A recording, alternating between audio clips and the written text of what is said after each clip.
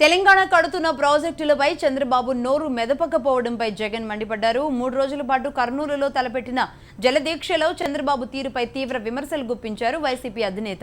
తెలంగాణ సర్కార్ కడుతున్న సాగునీటి ప్రాజెక్టుల వల్ల రాయలసీమ ఎడారిగా మారుతుందని ఆందోళన వ్యక్తం చేశారు. కృష్ణా, గోదావరి నదులపై ఇష్టారాజ్యంగా పొరుగు రాష్ట్రం ప్రాజెక్టులు కడుతుంటే చంద్రబాబు ఎందుకు ప్రశ్నించడం లేదన్నారు వైసీపీ అధినేత జగన్. కేసీఆర్ గారు అడ్డగోలుగా ఈ మాదిరిగా ప్రాజెక్టులు కడతా పోతా ఉంటే, మీరు ఈ మాదిరిగా ప్రాజెక్టులు కడతా పోతే కిందికి నీళ్ళు ఎలా వస్తాయి అని చెప్పి కనీసం నిలదీయడానికి ముందుకు కూడా రాని ఈ చంద్రబాబు నాయుడు గారిని కూడా గట్టిగా నిలదీస్తూ అడుగుతా ఉన్నా, మీకేమైనా స్పర్శకు ఉందా? అసలు ఏం జరుగుతూ ఉంది అన్నది, మేము ఎలా బ్రతకాలి అన్న ఆలోచన మీకు ఏదైనా ఉందా అని అడుగుతా ఉన్నా.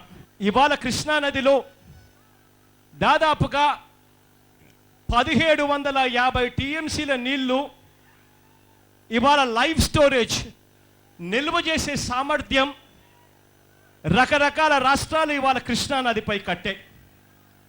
ఇవాళ ఈ 1750 టీఎంసీల నీళ్లు వాళ్ళు అఫీషియల్గా చెప్తా ఉన్నారు.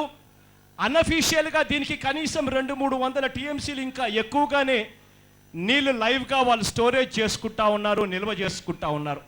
ఇవాళ మన పరిస్థితి ఏమిటి అంటే, కృష్ణా నదిలో మహారాష్ట్ర వాళ్ళ అవసరాలు తీరిన తర్వాత కర్ణాటకలోని ఆల్మట్టి, నారాయణపూర్ డ్యాములు నిండితే తప్ప కిందికి ఒక్క చుక్క కూడా నీళ్లు వదలని పరిస్థితి ఇవాళ మనకందరికీ కూడా కనిపిస్తూ ఉంది.